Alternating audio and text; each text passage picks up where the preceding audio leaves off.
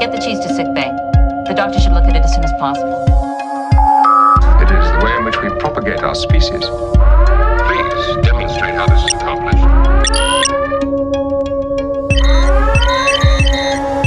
So, what's next? I don't know. Hi, welcome to Jeph Japes, a podcast where we talk about our favourite and least favourite Jeffs.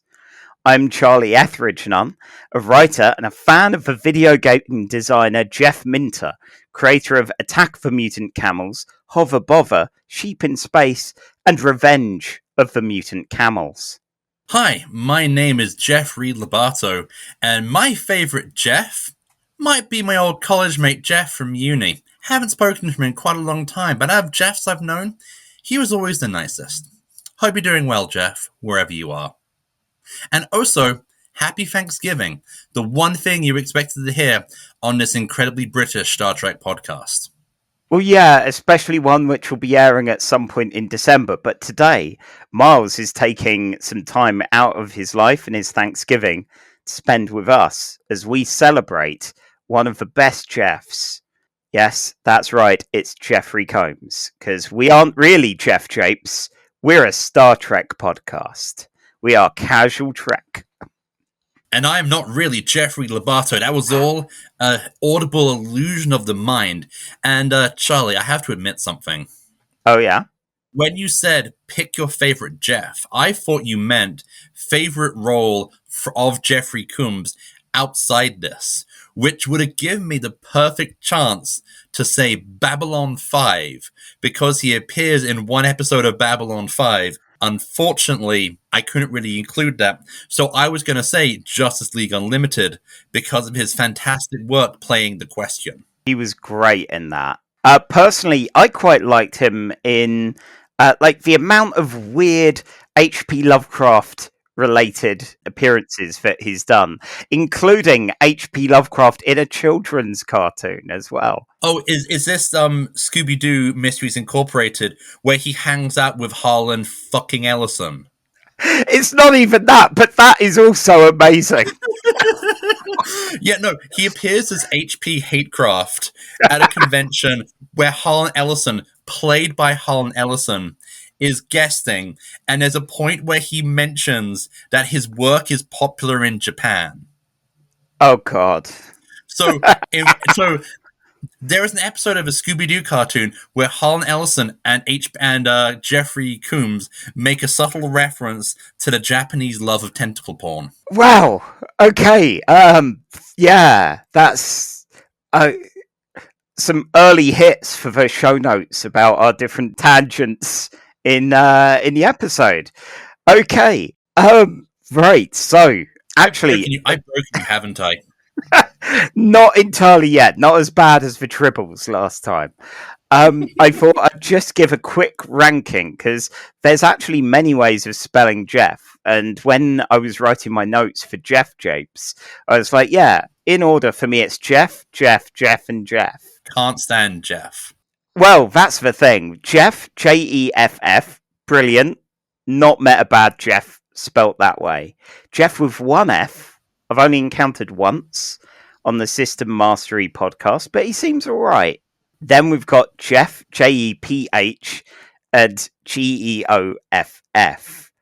Well, one of those Jeffs with a P is the writer-artist of the fantastic webcomic Questionable Content. Yeah. And then we have our least favorite Geoff, who was for some reason other people's obsessively favorite Geoff, which is Geoff Weird. Johns, who one day we will try and find a kind word to say about Geoff Johns, and it ain't happening. This is Casual Trek, uncasual Geoff Johns hate for the show. Yeah, serious Geoff Johns hate.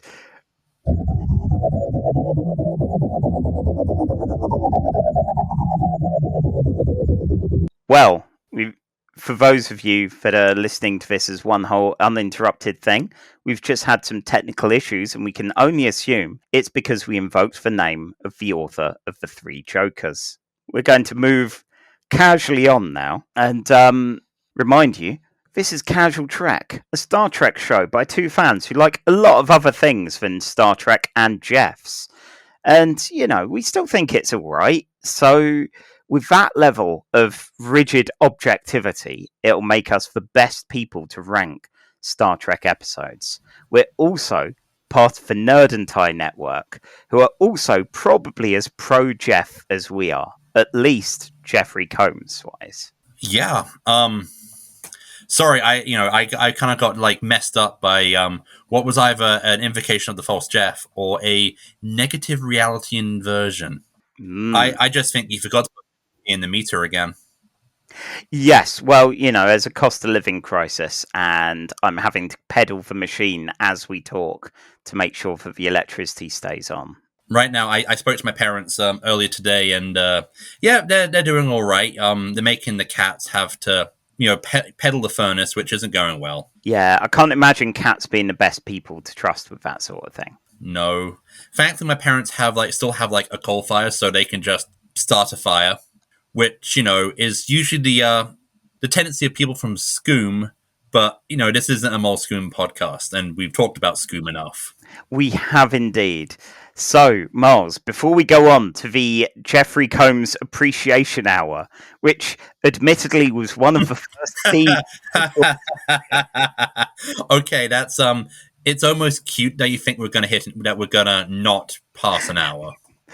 I know. That's adorable. I know. I wrote it knowing it was a lie. But yes, what non-Star Trek thing have you been enjoying since we last spoke? I have actually been rewatching a little-known British sitcom called The Young Ones because it's the 40th anniversary, and I thought it's been a while. So I pulled out my multi-region DVD player, pulled out my copy of both seasons, and started watching one episode a night. And it's still great. It's a classic for a good reason. Definitely. We watched a lot of sitcoms growing up, and there was a definite cut-off of utter kind of anarchic mess and chaos that we had, where my mum was kind of switched off mentally with it. But Young Ones was definitely one of those ones that was still approved of. I think mostly because it was far too close to people that she and my dad knew. Oh God, we're from Brighton, so I can imagine people who are real life Rick the People's Poet. Yeah, I mean, still now. Oh God, they all hang out on Twitter. Well, yeah, you do sometimes get the kind of busking poets who we saw one the other week who was reciting poetry and then asking for money from anyone who listened to him. And it's like, did any of them know that this was a paying venue that they were at here in Sydney Street? Yeah. Anyway, good. So, yeah, it's been a little while for me with The Young Ones. I think a couple of years since I last saw it, but it's still very good fun and very chaotic. And I think you can tell that we're fans, given, I think, episode 1 or 2 of this podcast, we were talking about Alexei Sayle. Oh, yeah. I think I've grown to appreciate Alexei Sayle more as I've grown up and kind of gone more left in my political views. Alexei Sayle has become more and more my favorite. If you get a chance to check out anything, you should check out the show he does for BBC Radio, Alexei Sayle's Imaginary Sandwich Bar, which is essentially Alexei Sayle doing 25 minutes of material a week, and it's brilliant. Nice. So, Charlie, what non-Star Trek thing have you been enjoying this past week? I've been finally getting round to reading the last of a series of novellas called I Hunt. And I Hunt's both a series of novellas and a role-playing game. And it's all about monster hunting in the gig economy. There's an app called I Hunt, and people put out hits for monsters. They'll pay you a bunch of money to get rid of a vampire, werewolf, whatever. And because this is set in America, in a fictional city called San Gennaro, you'll generally spend a lot of money on hospital bills, and you might just make rent, and then you need to hunt more monsters again. And I was a massive fan of the Hunt for Reckoning role-playing game back in the day. I used to religiously, every time a source book would come out, spend Saturday morning reading the thing front back, a whole kind of source book, 90% of which was fiction. And then you'd get a few rules at the back. And did you ever get to actually play the game? Yeah, I ran okay. 4 campaigns. One was a very Monsters in Suburbia kind of thing, and 3 of them were sequential campaigns set in a very Charlie tries to do Twin Peaks and Silent Hill, but with the World of Darkness IP monsters. And yeah, it was very good fun. But iHunt brings me right back to that. There's a monthly zine that comes out from the iHunt Patreon, each of which has different kind of in-world things. So at the moment, they're going through alternative apps to... Okay, love a zine. Love a good zine. Yeah, so I got very much in the mood for all of this and realised there was one of the novellas that I'd not read yet, which is iHunt The Chosen One, which admittedly was the first one I really wanted to read. Because the idea is, in every generation, there's a chosen one. Yep. And they must hunt the monsters and all of that. But it kind of wrecks your economy slightly if you need to make rent by hunting vampires. And there's someone coming in with powers who will do it for free. And while it goes on it kind of spends half the book dealing primarily with that. And then it veers off. And then it comes right back to that, kind of Angel Angelus problem of what if the chosen one ends up with that kind of aligned with a big evil world-ending vampire kind of entity. And it's very tongue-in-cheek. There are quite a few, this is prose, but there are still some odd fourth wall breaks. The author of it, Olivia Hill, wrote these quite a bit before writing the role-playing game, I think.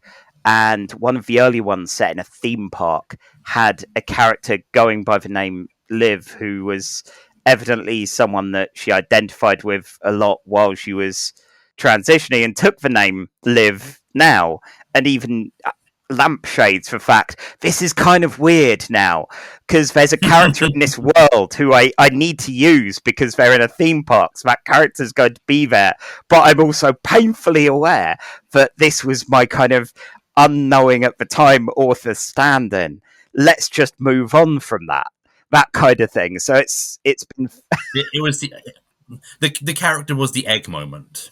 Yeah, it's or at least part of that. So it's fascinating seeing those kind of fourth wall break sort of moments. And sometimes I admit I grated a little bit with me the kind of realizing who's got plot immunity or who doesn't when they were like, we need someone to kind of die for this point. It's like, well, obviously it's not going to be these people because there's not going to be any risk.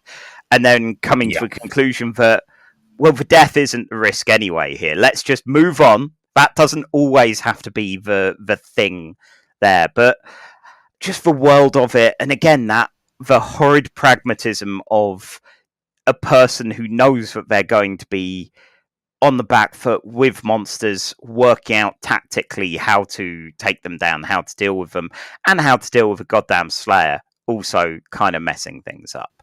So yeah, that's been good fun. So Charlie, yes, do we talk about Star Trek here? We do. I gather we do talk about Star Trek, and as of occasionally, in amongst other things, and recently we've started adding the animated shows to our selection for different themes, which is perfect because that means we have 3 separate episodes from different shows that are all featuring Jeffrey Combs, but they're not the one with the Rock, because I'm pretty sure I can work out a kind of wrestling adjacent themed episode in the future. So without further ado, we have our first episode for night, which is Lower Decks, Season 2, Episode 7, Where Pleasant Fountains Lie. This episode aired on the 23rd of September 2021. It was written by Garrick Bernard, directed by Jason Zurek. We've got an old friend in the UK #1 hit at the point where this aired, which was Shivers by Ed Sheeran. And Oh, Ed Sheeran. yeah, I'm gonna try and not have that, colour my Pavlovian my response. Yeah, yeah. I won't rank this episode worst just because of his presence. And in the US, there is Way Too Sexy by Drake. Now, that's the #2. I'm not sure if that is Way Too Sexy or Hey Kid, way too sexy out there. Who knows? Either way, I've not heard it, but I just can't keep thinking. I keep thinking about it being a really bad cover of "I'm Too Sexy." I hope that's the case. But he's replaced the "I'm" with "way," so it's way too sexy for my shirt. Yeah, that'd work. Yeah. Let's pretend like it's that and say that out of the two, that's the superior offering musically for this. So, Miles, I believe you're going to recap Lower Decks for us. And I am going to quickly mention some feedback I've gotten from friend of the show, Sean, who's part of the Two Boobs Watch a Tube podcast, where he said that we're getting too good at the synopses. Really? Because my word, I thought we were terrible. Sean, you don't know what you've done. You really don't. Like, I was going to have to trim from mine, but it's going to get worse now. And purposefully so. That's his words are, I'm almost disappointed you guys are getting better at your synopsis times. Okay, cool. Challenge accepted. Challenge accepted. Do this worse. All right, Sean.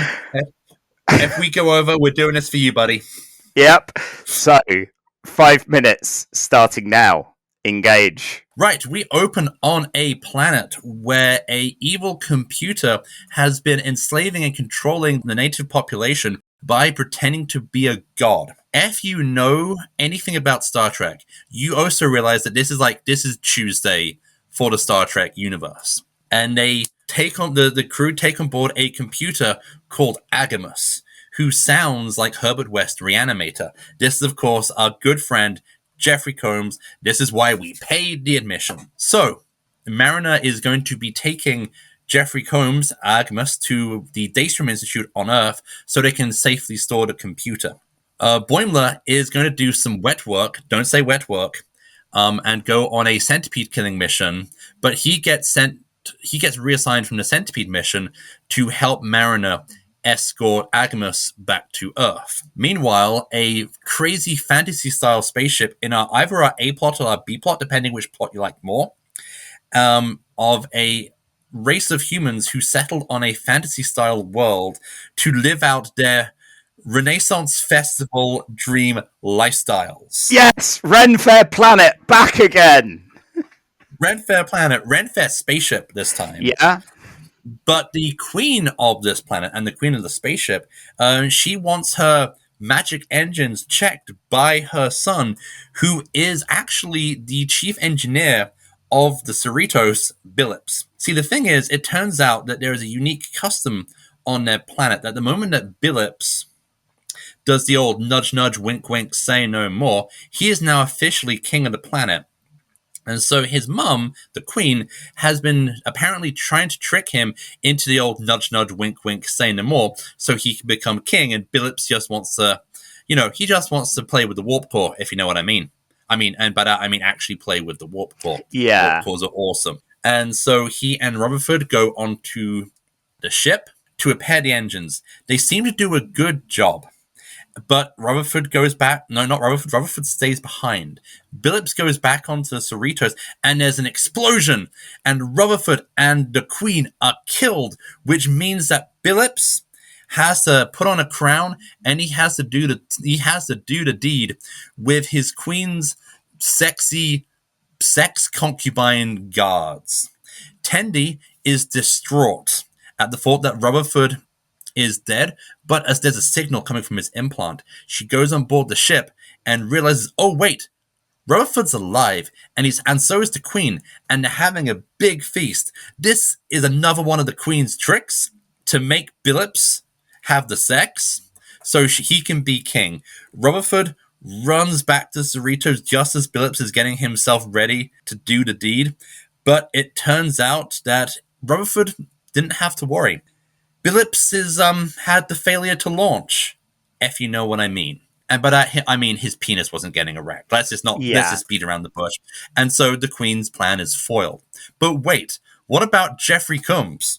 Well, the shuttlecraft that Boimler and Mariner and Agamus is on crashes on a desert planet, and all the replicator has given them is black licorice, extra dry. Agamus is trying to kind of convince them to let him to plug him into the computer, but if they plug him into the computer, he will start getting up to his old murder drone building tricks because he's an evil computer. That's what they do. During this, Agamus is able to access Mariner's pad and finds out that Mariner actually had Boimler taken off the mission to go kill giant centipedes and help her, even feeling that he's not ready. Boimler, who in the season and a half since we last, checked in the show, had a brief stint on the Titan, so he's gotten some work experience, and Mariner's kind of pissed that Boimler's not just the nerdy loser anymore. And they get into a fight. Boimler wants to use Agamus, but Mariner is saying, no, we can't use the computer. He's evil. He's clearly playing you. Why can't you see, Boimler, that Agamus is playing you? Boimler whips out a phaser and stuns Mariner, apparently falling for Agamus's trick. They get into a crashed ship, and Boimler plugs Agamus into the computer so they can power the communicator circuit. Agamus immediately starts reverting to type. Agamus has been plugged into the alarm as well. Agamus has betrayed me. And yeah, there's your 5 minutes. There's my 5 minutes. Yeah. For a 25-minute cartoon. Brilliant. Okay, one day we'll do a full 25-minute recap. Okay. Tell me when I'm good to go. And go. Mariner rushes onto the bridge of the ship to go, Boimler, no, what are you doing? And that's when Boimler reveals that he knew all along that Agamus was playing him. So he, in fact, played along so he can play Agamus, and actually was using Agamus's power to set off a communication signal. And all that Agamus was plugged into was the dimmer switch. So all that Agamus can do is make the bridge of the ship feel like they're in a really cheap disco by flicking the lights on really, really fast, on and off really fast. They get rescued. Agamus claims to have turned over a new leaf and wants to join Starfleet, but in fact, he's locked in a big vault with hundreds of sentient computers who believe themselves to be unto a god. Marvelous. That is 58 seconds exactly. So yeah, only slightly over. So Billups and the LARP ship kind of thing. Is he an ace icon? Given that he might be the least horniest character in Star Trek, quite possibly, because here is the thing about Star Trek. I think Star Trek is powered by the rule of boners. It's just that because of TV standards and practice, you can't really have all the characters. Yeah, they're always off screen somewhere. It's all in Gene Roddenberry's head how much sex they're all getting up to. Oh my god! Did Gene Roddenberry have Jim Shooter's big list of which Legion of Superheroes characters fuck and how much? It was a real thing. Okay. I can't disbelieve that. Given Gene Roddenberry and given the characters he created, I think the answer on each of them is the same, which is yes and a lot. Okay. Apart from Billups. Apart from Billups, who wasn't created by Gene Roddenberry. I didn't realise until recently he was played by Paul Scheer, and now I can't detach that voice from my head. Who's Paul Scheer? So, Paul Scheer is one of the hosts of the How the Disc Get Made podcast and has been in a lot of movies, generally in, comedy-ish roles. And the actress playing his mother in this, June and Raphael, is his wife. Okay, this got a bit too British royal family for my tastes. I know, made it a bit weird hearing them both there, literally hours after listening to a podcast where they were both there, with Jason Mantzoukas from Prodigy as well. So Oh. they've now infiltrated Star Trek. So, yeah, what did you think of this one? I liked it. It was good fun. I liked that Agimus was the most blatant evil robot god. Like, every attempt of his was the most obvious attempt. He was at full Skeletor level incompetent evil ruler. How he ruled a planet is beyond me, but I loved every single one of his attempts. I loved him also being the most evil, but also the most passive aggressive. Yes. Like, he is the passive aggressive evil computer, and I kind of loved it. Like, Jeffrey Combs has a great history as a voice actor. He did, of course, Justice League Unlimited as a question. He also plays the Autobots medic Ratchet in Transformers Prime, one of the good Transformers cartoons. So it's kind of fun to hear. It's always fun to hear his voice because it's a very distinctive voice. And as we'll know later, he does obsequiousness well. Yeah, he's got perfect villain voice.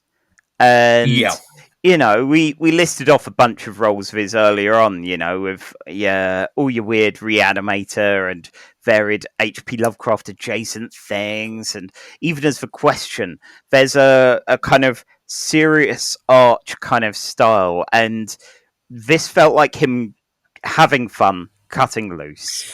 He is camp. He is playing full camp in this one. Agimus has the subtlety of a brick, which is funny because Agimus is basically shaped and designed to look like a giant metal brick.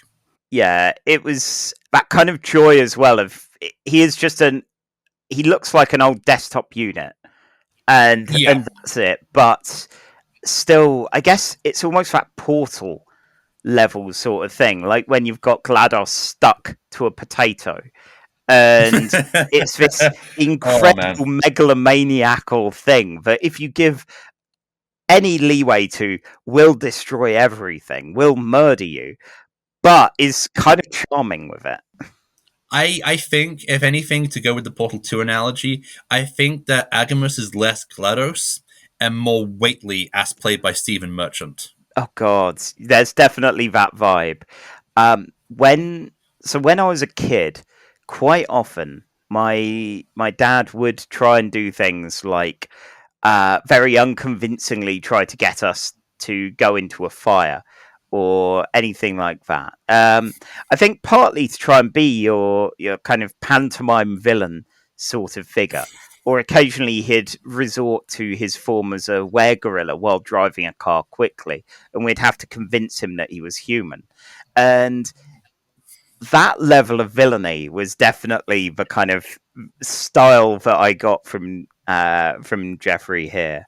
And the other plot line, the Billups one, it was interesting seeing a character who I didn't recall him having had major story arcs. You know, he was there and he was involved in storylines, but didn't lead during them so much. No. The kind of LARP world thing or LARP ship thing, I've mentioned with the original series. I love that exists, and any references to that in non-original series or animated series eras is great. You know, that in the eras of Voyager and DS9 and Lower Decks and Picard, there are these weird worlds that decided, we've turned this world into an inhabitable one. Why not just go full Ren Fair with it? Why not? Why not a beer garden planet? Yeah.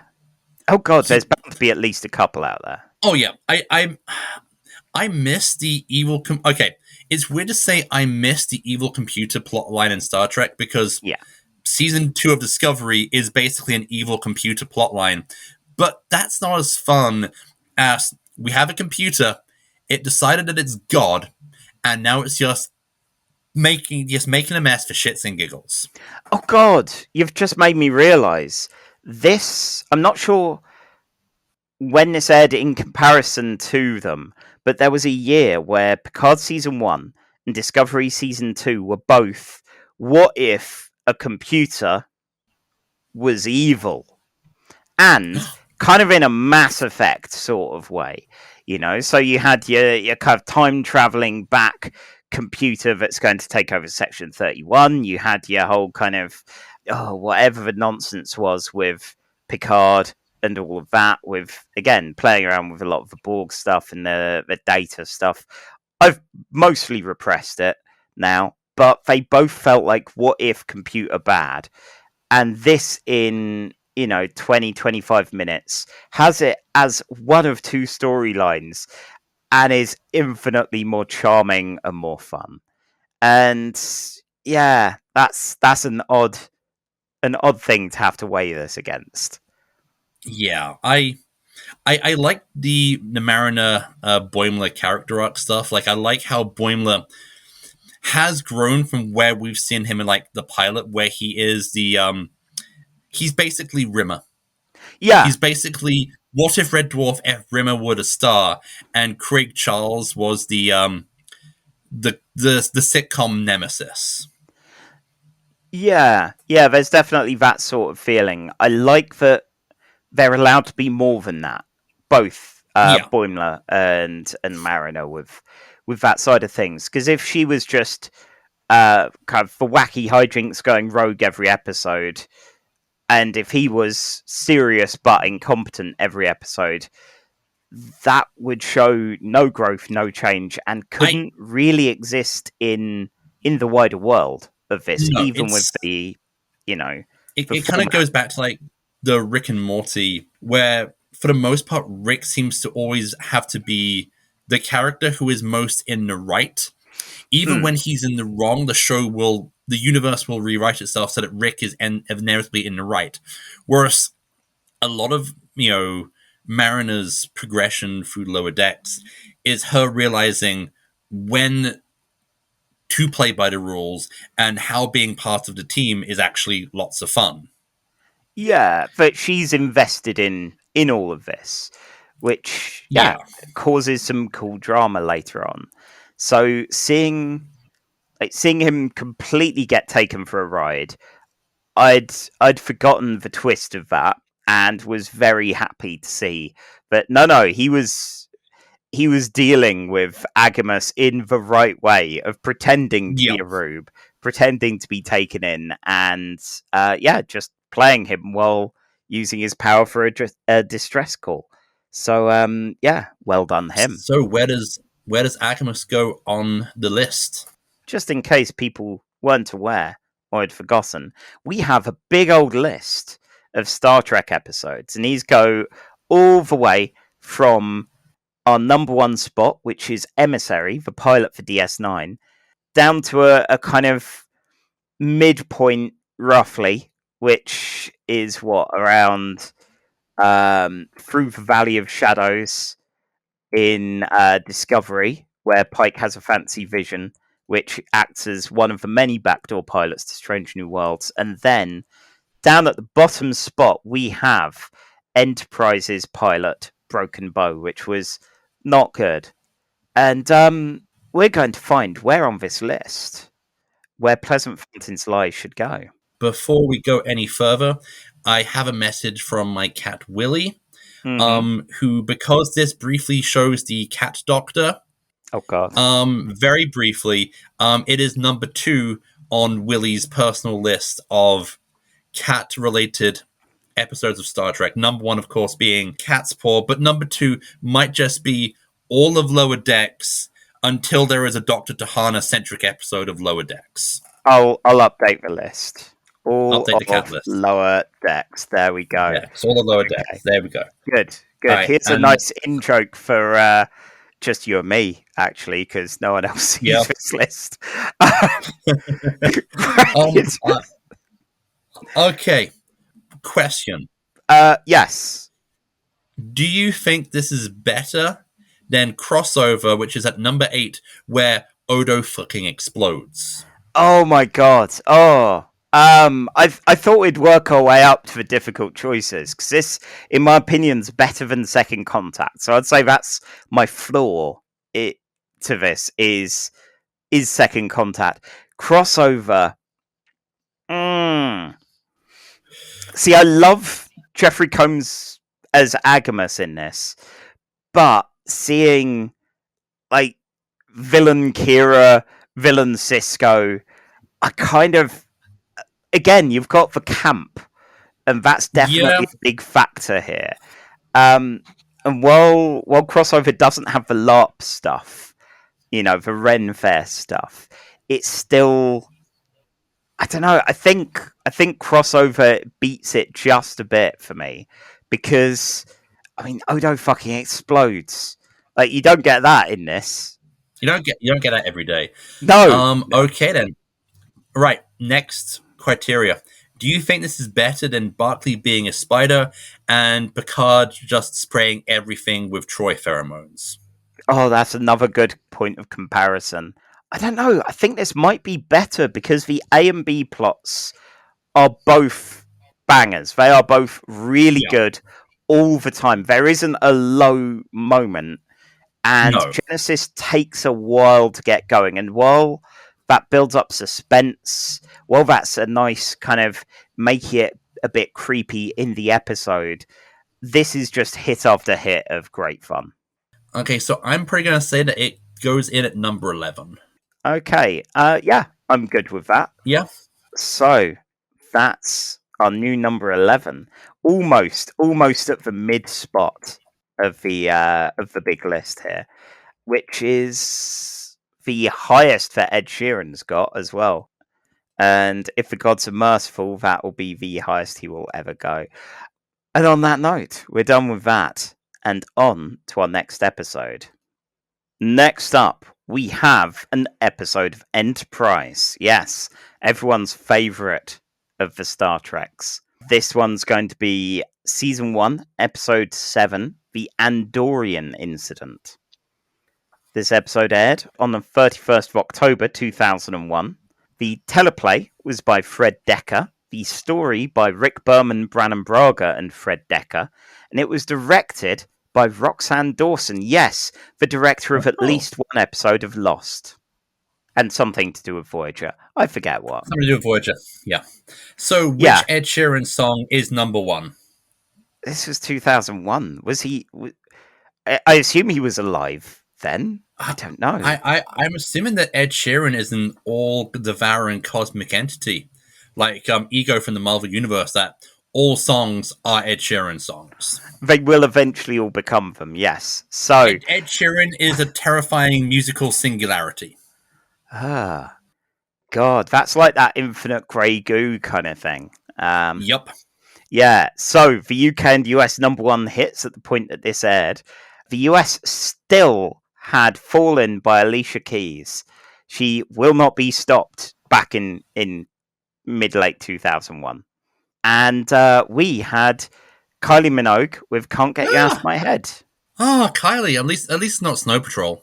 Yeah. I just remember that post 9/11 musical zeitgeist, which is just all Coldplay and Snow Patrol and, I don't know, like The Darkness, where it's all that kind of maudlin, post-pop. Hang on, you said The Darkness and maudlin?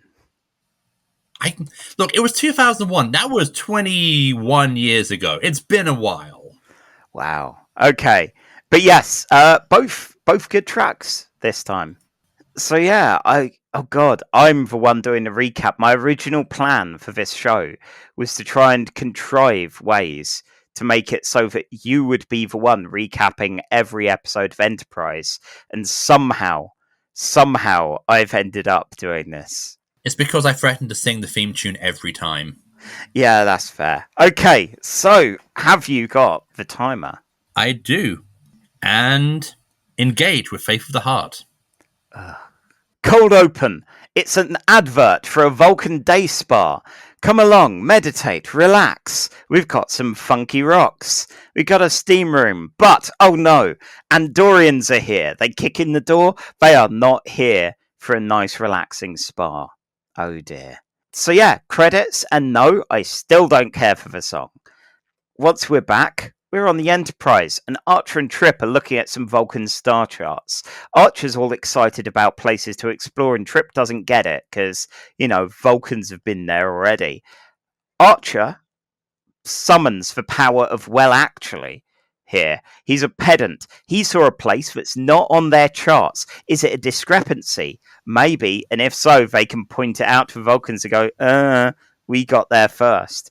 Thing is, it's not. It's not a discrepancy. T'Pol explains that this is actually a de-emotioning temple and spa. The boys are quite excited, even so. They want to go along. They mention, oh yeah, it's a bit of a cultural exchange, and she is not thrilled about this idea.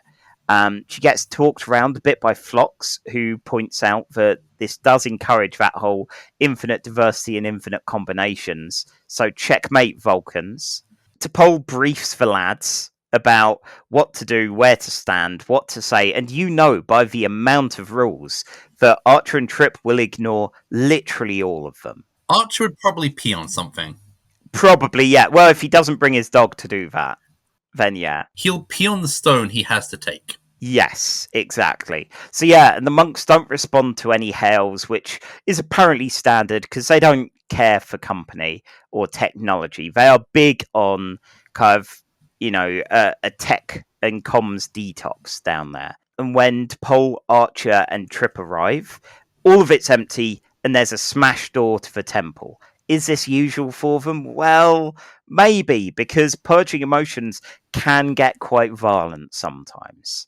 Once the trio are inside, they see a single monk who tells them everyone's off doing a Kolinar, getting their emotions purged. Could everyone be quiet, please?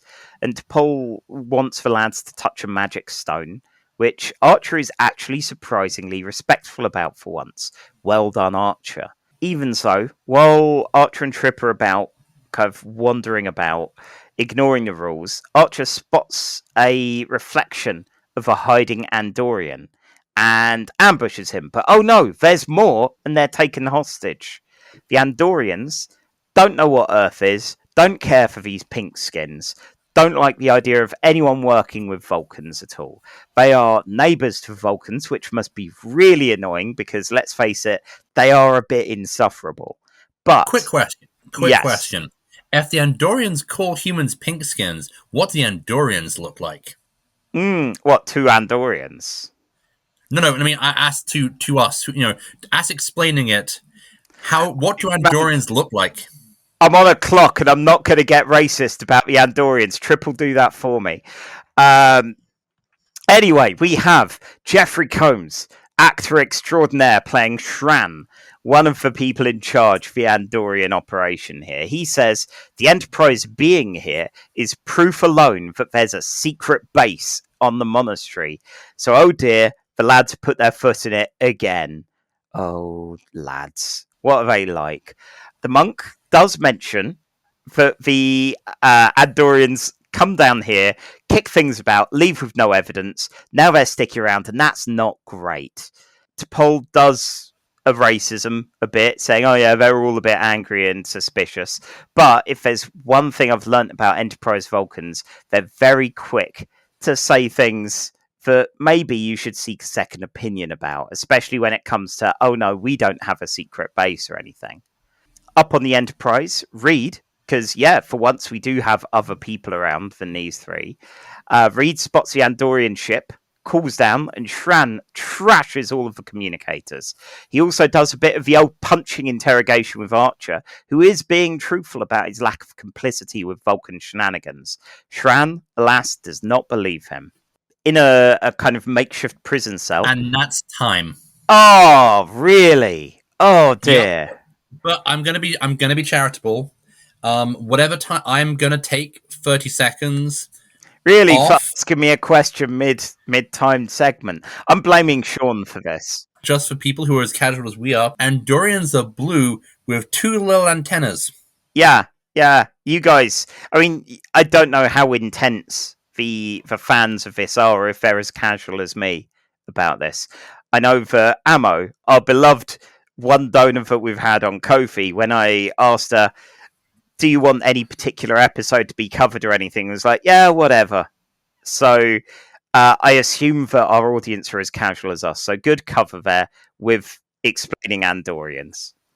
Look, I know that if we're doing a Doctor Who podcast, at one point we're going to have to explain what the hell a Dalek looks like. Oh yeah, I mean, just a salt and pepper shaker with a plunger on. Yeah, but if you don't know what a Dalek is, you're just kind of going, yeah, it's a Dalek. It can't go upstairs. So you go, why can't they go upstairs? Because they're big pepper pots that can fly. Anyway, enough. Anyway, I'm starting the timer. I will knock 30 seconds off.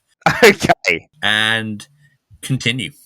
so yeah, a makeshift prison has been formed with a few monks, one of whom has lines but no name.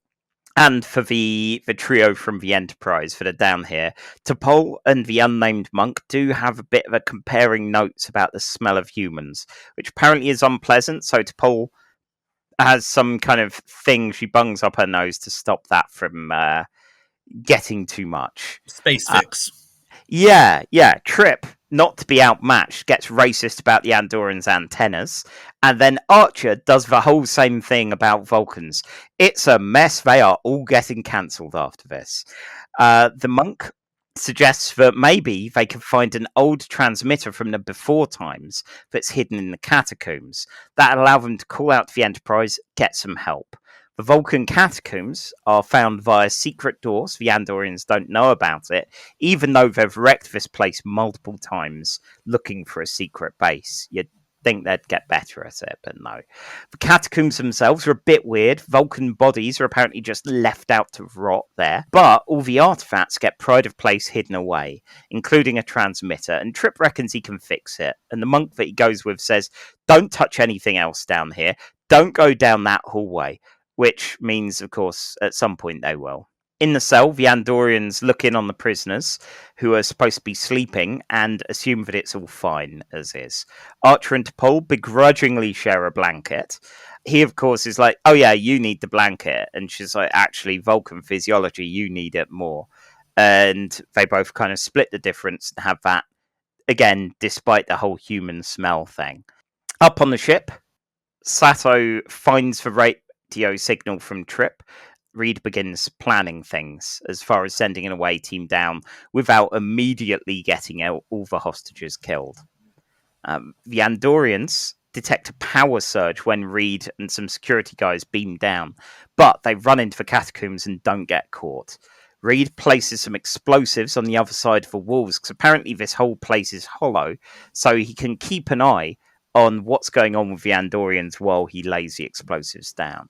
And with everything in place, Archer wrestles with an Andorian and runs off. One of the younger monks joins him with a gun and says, I'm going to help, even though I don't know how to use a gun, kind of insisting on going along. Archer runs into the reliquary and has a massive shootout with the Andorians that causes the destruction of so many priceless Vulcan antiques. But wait a second, what's that behind a curtain?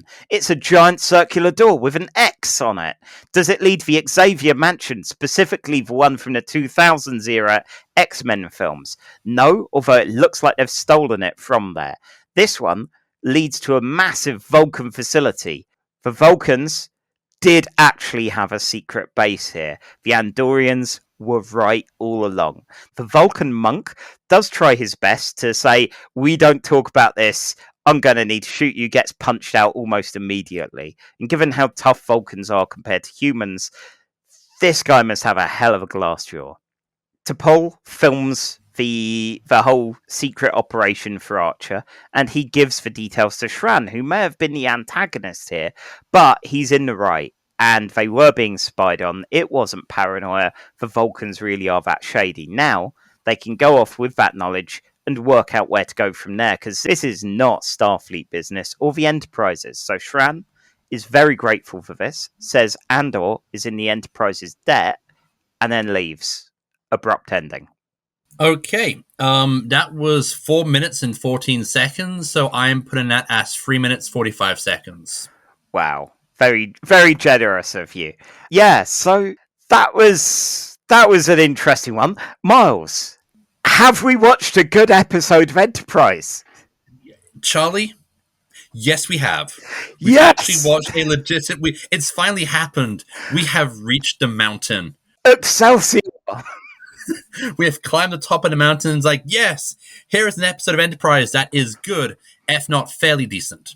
Yeah, this is a decent episode of Star Trek. This is a good one. I liked it.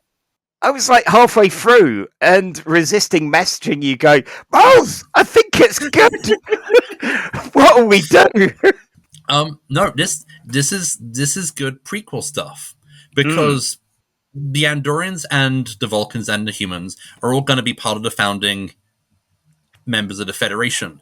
So, seeing the Andorians and the Vulcans be antagonistic to each other is an interesting little seed of how we go from here. Also, the Vulcans are dicks in this episode. Oh my god, so much. Like, yeah, it's really good. I have to point out, because I found this kind of entertaining, the special effect they had for the Vulcan research facility shows some Vulcans looking around, but at no point does anyone in the facility seem to take notice of what's going on by the door. Yeah. They just seem to be going around like, okay, all right. He's got a wait, that's an Andorian. Oh, he's got a gun. Yeah, should I just keep pressing, should I keep playing this round of Candy Crush? Yes. Yeah, it'd be awkward. If I went over there, it'd be a whole thing.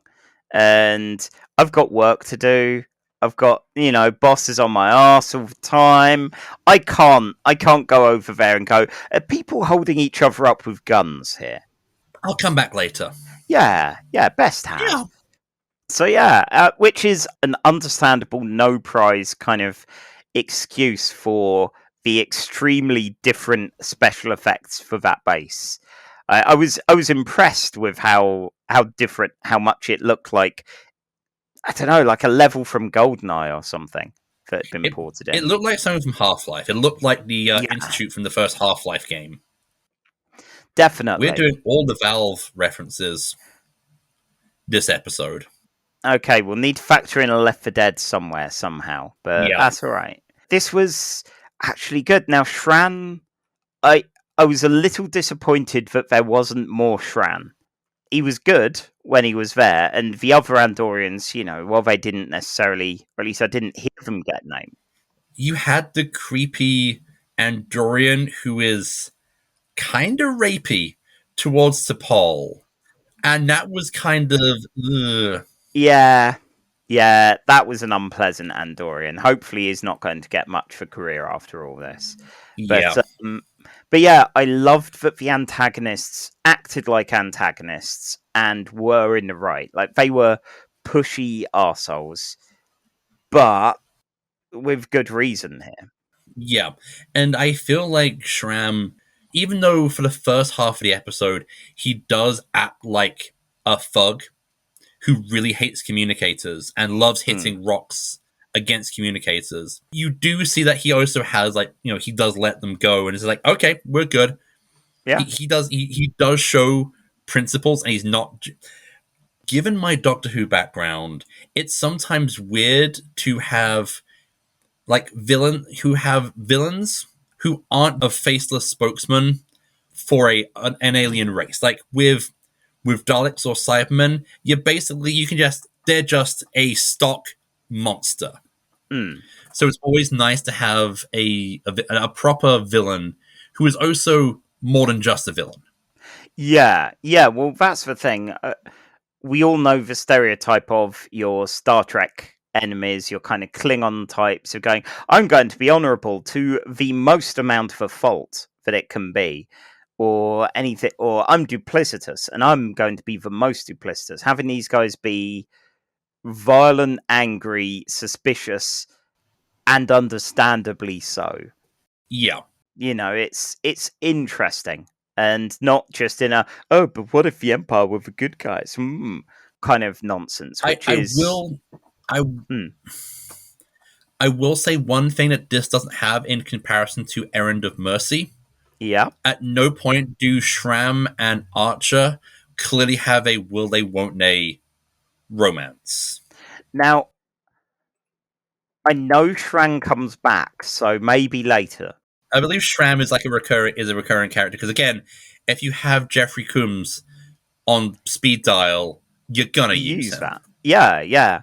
I gather if there was going to be a season 5, he was even going to end up a regular character. So Nice. It was nice to have Archer and Tucker not be racist idiots. yeah, I mean, there was still a bit of that. Oh yeah.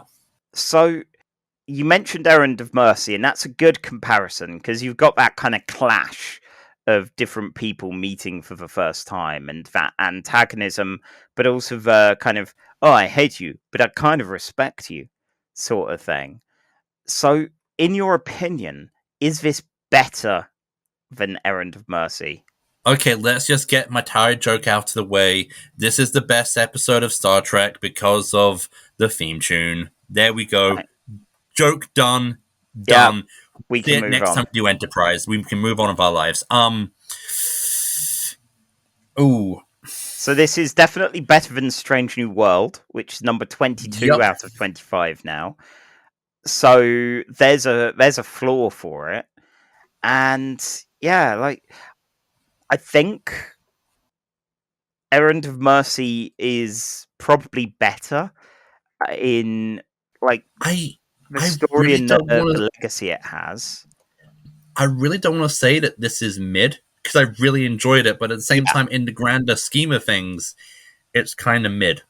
It is. It's an average episode for Trek, which for Enterprise is head and shoulders above the previous episodes that we've seen of it. Okay. So if we look literally for mid, that is down a bit under Genesis and with Discovery's Through the Valley of Shadows, where Pike has a vision. It all looks very cool. You get that Klingon monastery that looks kind of a bit like the Mines of Moria. Yeah, I'm sure there's other stuff in that as well. Yeah, but this monastery actually feels like a GoldenEye level. Like Yeah. the monastery itself, that's a good FPS shooter arena stage. You got your tunnels, you got your cool weird faces on the wall. So I think this is better than Through the Valley of Shadows, but not as good as Barclay's a Spider. Yeah, I was just looking at Genesis slightly higher on the list and thinking of Jean Lima Picard and the Troy Pheromones. And that wasn't just an average episode of Star Trek, that was a beautifully ludicrous episode of Star Trek. And I just want to encourage more of that, really. All right, so there we go. Number 13. Oh, lucky number 13. Oh, where Catspaw was just mere episodes ago. That's one more done, and one episode to go. Our third episode for the night is Star Trek Deep Space Nine, and we're going all the way to Season 7, Episode 6, Treachery, Faith, and the Great River. This episode aired on the 4th of November 1998. The teleplay was by David Weddell and Bradley Thompson. The story was by Philip Kim, and it was directed by Steve Posey. Now, the UK and US hits that released at the time this aired, the UK had Believe by Cher, returning person on these hits, and the US had The First Night by Monica, which I listened to just before this because I couldn't remember that, and I still don't. It's No, The Boy Is Mine by Brandy and Monica, which was far better. And while Believe was everywhere insufferably, so I kind of don't care for it because of its ubiquity there, it's probably the better of the two. But anyway, we're right at the end of DS9. We've had a lot of more serialized kind of action. We've got a lot of things that I completely forgot about. Mainly because it's been a long time since I've seen these episodes. This is my first time seeing this episode. Oh. At this point, when the episode aired, I had stopped really watching Star Trek and was, as I've said before, I was probably watching a mixture of Babylon 5, The Prisoner, Twin Peaks, and my beloved Blake 7. I see. Wow, you 1990s hipster, you.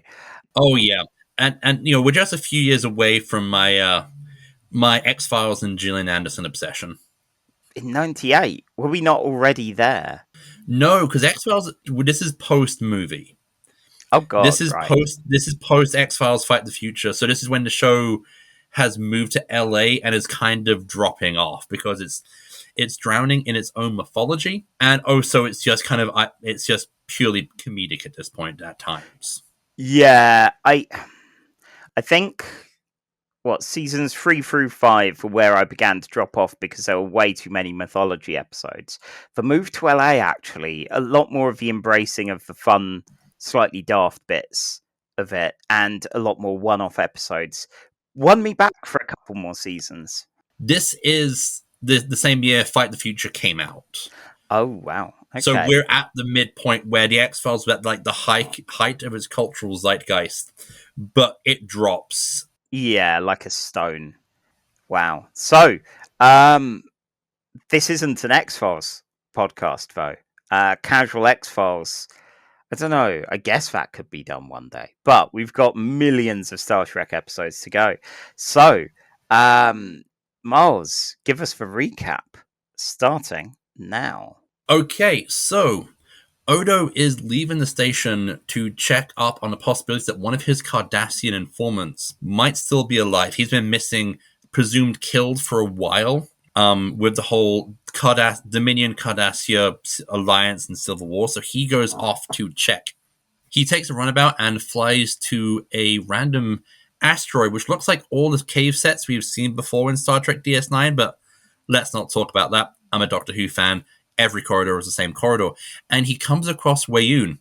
Weyoun is a familiar character because he is a Vorta, one of the ambassador clone races, who basically work as the Dominion's hype man.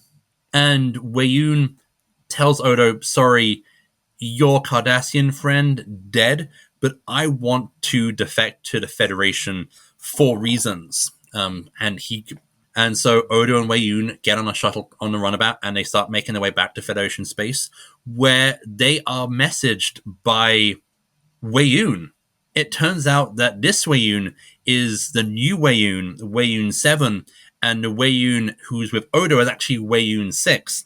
Neither of them are the Weyoun who we've been familiar with, Weyoun 5, who died in suspicious circumstances. At this point, Weyoun 7 looks over his Cardassian mate Damar, who just does his best. What? Me? I'm innocent, mate. An accident, wink. An accident with a transporter? That couldn't have been Damar. I'm just sitting here enjoying my canast. Meanwhile, back on the station, Weyoun wants Weyoun to kill himself for wanting to betray the Federation. That's right. We have double Jeffrey Combs. Again, this is why we paid the admission. Oh, yeah, 2 Jeffs. 2 Jeffs. Weyoun 6 goes, nah, want to defect. And Weyoun 7 is like, I don't want to have to kill Odo, considering that he is a race who I am genetically programmed to believe is a god. But since he doesn't call himself a changeling, I'm just going to rules lawyer my way out of this. Jem'Hadar, destroy that runabout. Meanwhile, back on the station, O'Brien and Nog, Quark's nephew, are doing repairs in the station, and Sisko is like, Chief, I need the gravity of the Defiant fixed. O'Brien is like, nah, sorry, I don't have the part I need. And Sisko's like, I'm going to Bajor. I want this thing fixed in 3 days. And Nog's like, where can we get it? Where can we get this part from? And O'Brien's like, well, apparently since we can't use the replicators to just magic us apart, I have to get it from supplies, and I'm on a back order. And Nog has this wonderful idea. Why don't we find out who this guy is and what he wants, and we'll do a deal with him. So meanwhile, in the B plot, Nog is doing trades all over the Federation to get the bit that he needs to give to the engineer. He's basically doing a fetch quest. Yeah, well, kind of upcycling. Yeah, and unfortunately, O'Brien makes a mistake of giving Nog the Ferengi his signature code, and Nog promptly steals the captain's desk. so that this one guy on this random starbase can get his photo taken with the desk, so he can get a part which he can trade to another ship, so he can get that ship to trade to get the part they need. Unfortunately, they're on a deadline, and Nog has disappeared with the desk and all of Worf and General Martok's supply of Klingon blood wine. Nog has been telling O'Brien about the Ferengi belief of the Great River, which is essentially barter and trade, and eventually the river provides, which he says with the same reverence as Sam Elliott says the dude provides in The Big Lebowski. Meanwhile, in the A plot, in the Jeffrey Combs plot, Odo finds out that the reason Weyoun 6 defected is because the changelings are sick and they might be dying. And that has caused Weyoun 6 to lose faith in the Dominion and believes that Odo can rebuild the Dominion properly and bring peace. Oh. Alas, no peace while the alarm is going. Okay, well, back to the A plot, I guess. Let's back to the A plot. Start the timer. And so he wants Odo to join the Dominion, but be able to rebuild it so there'll be peace, and so the Dominion will be less aggressive. Meanwhile, Weyoun 7 is like, can't we let's just kill this guy? And they get pursued through an asteroid belt. There's some really nice little chase scene, but alas, the Weyoun 6 has no choice but, in order to save Odo's life, because he believes Odo has a bigger destiny ahead of him, activates his convenient self-destruct button located in his chin. Weyoun 6 dies. Weyoun 7 is just like, well, I'm good. My counterpart is dead. We'll just let you go, Odo. Odo returns to the station. Meanwhile, Nog has returned to the station, not only with the captain's desk, a better year of Klingon blood wine, but the part they needed initially to fix the Defiant. All of his scrounging has paid off because their faith in the Great River has maintained. And Odo is sad because his people are dying, and whoever wins the war with the Dominion, he will lose. Oh, well, that is 1 minute and 23 over, which isn't much considering. Miles. Yes. I've got a question. Okay, I will have a question for you afterwards. The whole desk thing. The guy that likes photos of himself at the desks of various Starfleet captains, of which Picard is one of the many that are mentioned. Is that a sex thing? Do I think he's doing them nude? I do now. Yeah, definitely. Yeah. I mean, I was going to ask if he was fucking the desks, but yeah.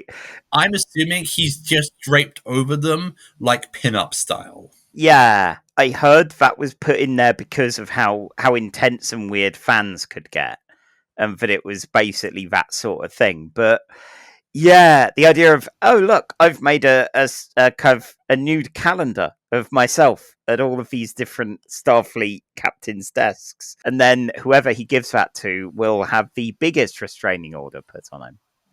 Also, this is the frisky future of Star Trek. This probably happens all the time. Like, God. I'm sure that Picard has walked into his office to find this guy like naked on his chair, and he's just like, "Get out!" And we never speak of this. Yeah. My question to you: have you ever read the book Catch-22 by Joseph Heller?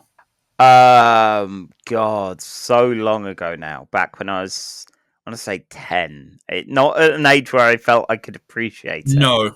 No, 10's a weird age to read that. Yeah, oh god, yeah. Because Nog's plot was very much inspired by there's a character in Catch-22 called Milo Minderbinder, who is like the quartermaster of the base, and he gets into all these deals and scams of varying degrees of complexity, which kind of end in order to get rid of some Egyptian cotton because the Egyptian cotton market has bottomed out, does a deal with the Germans who will take the Egyptian cotton off their hands if the US bombers bomb their own base to get rid of the cotton, which does that. It's a great book. And I really hate saying it. I like the B plot, the Jeffrey Combs-less plot, more than I like the Jeffrey Combs.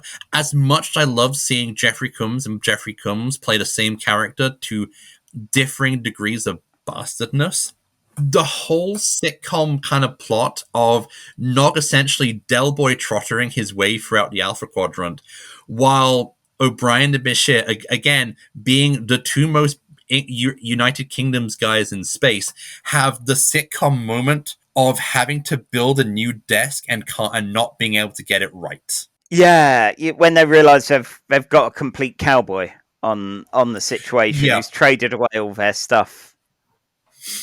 And like the desk is the wrong shape, it's the wrong size, it's the wrong color. That's like perfect. Like if you had like the canned BBC laughter, it would be brilliant. Oh, they would be posting photos of this on the Mad Lad subreddit. You know, this wonky desk, perfect replica for our boss's desk. You know, we've done Bashir this. Which Bashir will probably take a nude photo of himself on the fake desk. Oh God, definitely. Oh, definitely. So yeah, I definitely agree. I'm not the biggest Odo fan, just generally.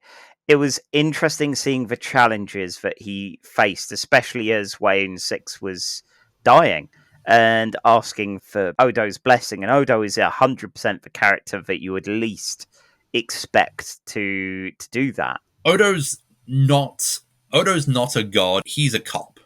Yeah, and where you'd get people like Quark going, yes, I'm your god, give me money. And a lot of the others going, this is a man in genuine pain. This is the sympathetic thing to do. It takes a little more pushing for Odo to get there, but that he does is really good, both as a character individually in the episode, but also realizing where he needs to be as we get to the end of the show as a whole. You know, we need the character evolution to have happened. There's one thing though. Alan Rickman does the exact same scene in Galaxy Quest so much better. It's the by Grabfar's hammer part of that. Oh, I mean, that's Rickman as well. Like, the man's a legend. Is this our first time that we in our Star Trek podcast that we've mentioned Galaxy Quest? I think second, but it was only in passing previously.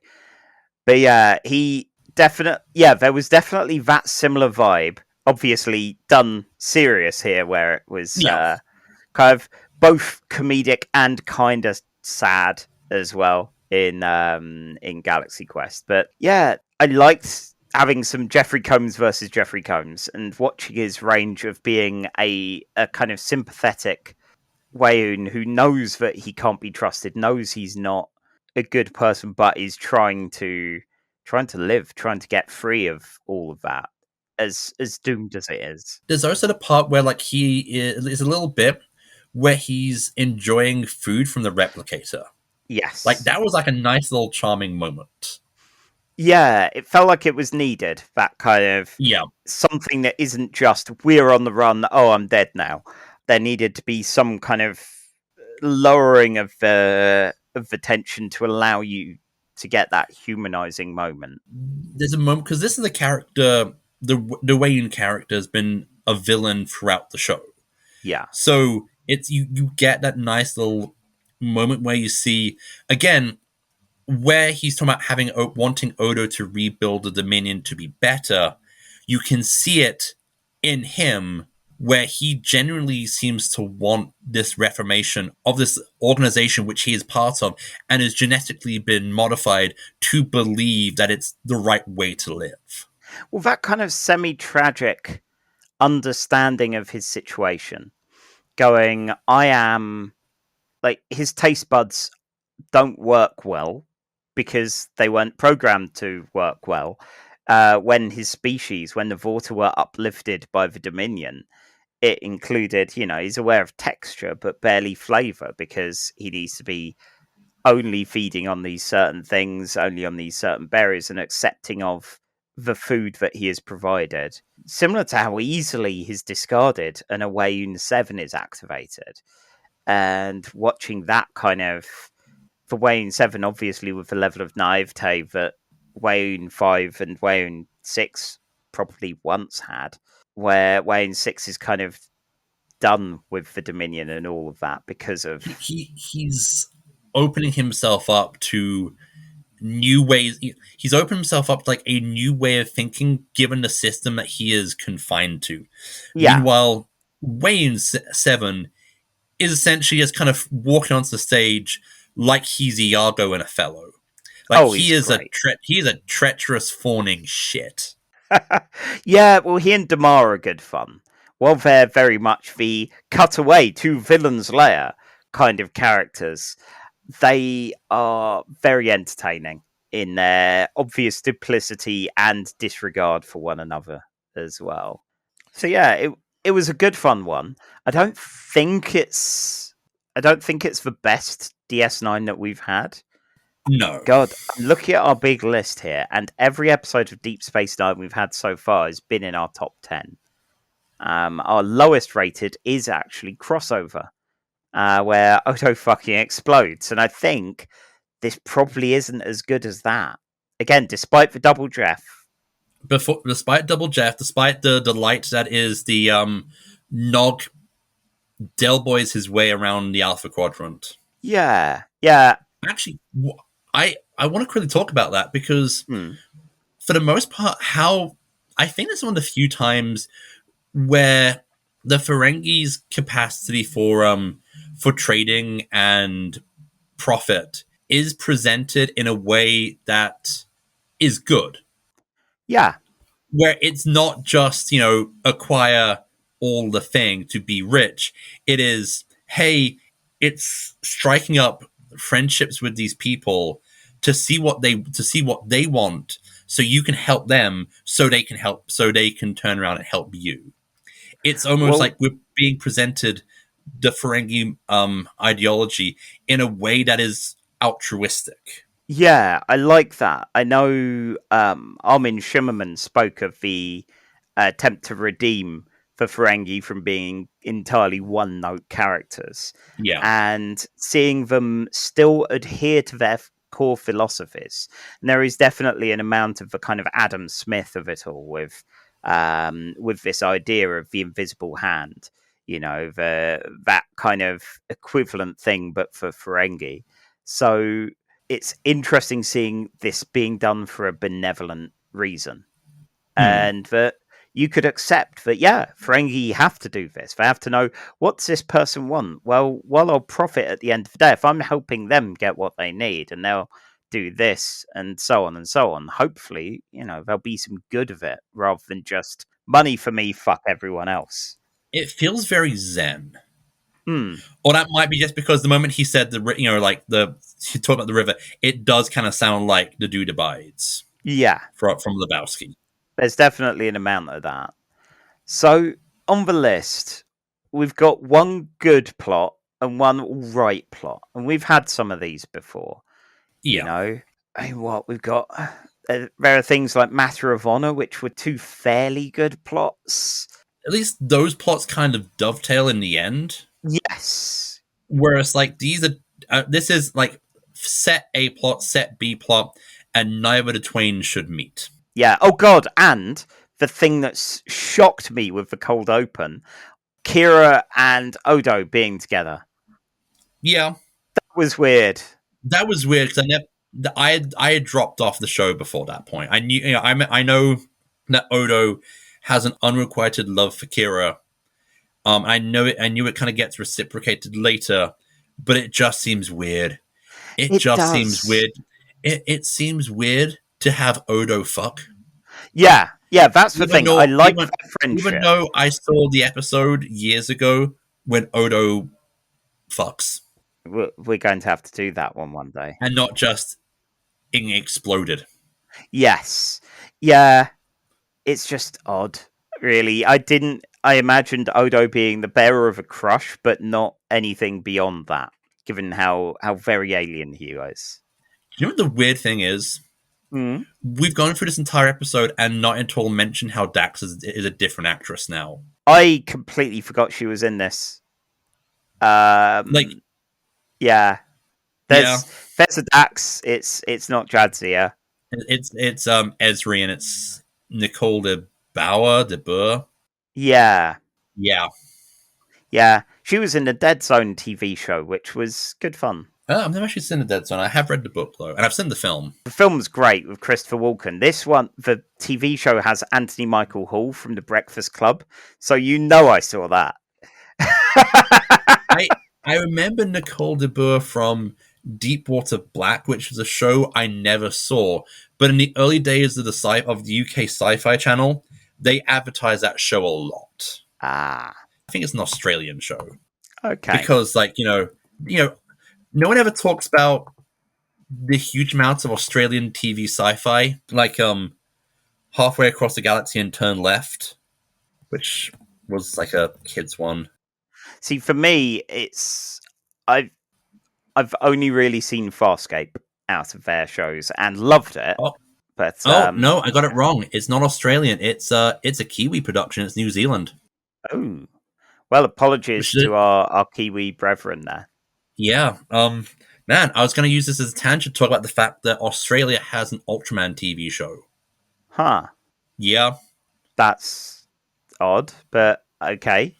Yeah, it was a Japanese co-production, which I remember they had a copy of at Blockbuster Video. So I was very confused because I was expecting the old 1960s Japanese Ultraman TV show, but got like 110% more Australians than I was expecting. Mm-hmm. Still a lot of fun, though. Anyway, big list. Anyway, so back to the big list. So, Matter of Honor, two good stories that collide. Below it, in place number 16, we have a strangely comparable episode to that. We have Lower Decks' Second Contact, with two storylines which are both good, don't necessarily collide too much, but are both good. So, I think there's a single tiebreaker question. Okay. What implication do you think is better? Riker trying to fuck a Klingon, or some random guy who works in the shipping department trying to fuck Cisco's desk? No, it depends on what you mean by better. More entertaining is probably the desk, because Riker, that's just standard Riker, but I'd prefer to see Riker flirt with large Klingon women and just all of that than see the implications for man fucking Cisco's desk. Now I want to see Jonathan Frakes trying to flirt with a piece of furniture, because I think he'd pull it off. He'd do it. He would do it. He would do it. In both senses of the word. Moi. I'm just imagining Jonathan Frakes just buying a chair a drink. Before mounting it in his very specific way. Anyway, so yeah, Matter of Honor. Two good stories that intersect. Just below that, we have Second Contact, which are two very good stories that don't quite intersect, but are both still good. I think, in my opinion, it's lower than both of those. I would probably put it... God, is it better than Cat's Paw? Like, Cat's Paw's a really fun, not very good episode. I think I would watch this just for the B-plot. Yeah. Like, the only way I'm going to watch Cat's Paw again is if I wake up and I find that somehow Willie has managed to access my Netflix, my Paramount Plus, and has managed to pull up Cat's Paw using my Amazon Fire. Right. So yeah, for me it'd be if it's Halloween and there's a bunch of us and we're drinking, then it would be on in the background. You know, it's fine and fun, and every time you look at it, it's something new and daft. But you know, that does not necessarily a good Star Trek make. So yeah. So yeah. All right. Okay. So I'm episode 7. It's 17 on the list. Yeah. God, 17 on the list, the lowest that a DS9 episode has been, but still, because this is quite a top-heavy list that we've got, still a fairly good placing, even if it's, out of 27 episodes. I think at some point we may have to actually start doing some notoriously dire episodes just so we can stop making a list. So, because otherwise we're gonna run into the problem where we watch all the good stuff first, and then the rest, the lower half of the show is just us going, move along home. Of course, if people want to speed up this process and get us to the bad episodes soon, then they could always visit our Ko-fi page, which is in the show notes. Chuck us a few money. A few money, some gold press latinum, and then suggest a terrible episode of Star Trek, and we will cover that, and we will put a couple of episodes in with it to bundle it up into one of these lovely episodes of Casual Trek. Speaking of which, we've now ranked 3 different episodes of Star Trek, so we are done for this time. We have the aforementioned Ko-fi, if you want to support us in this foolhardy endeavour. And next time, dear God, it's going to be a Christmas episode. Oh, how did the year go so fast? I have theories. Okay, it's going to be that linear time bollocks again, isn't it? Pretty much. How dare it? How dare it exist? Sadly, we don't live in a 2-dimensional hologrammatic paper universe like Grant Morrison believes we do. Yeah, well, I mean, maybe they do. Yeah. I wouldn't put it past Grant. It's just Grant's world. We just live in it. Yes. So, you can always follow us on Twitter currently, assuming Twitter still exists when this airs, at Casual Trek Pod. You can follow me also at Twitter if it still exists at the time of airing, at Charlie_EN, where I post about X-Men literally every day.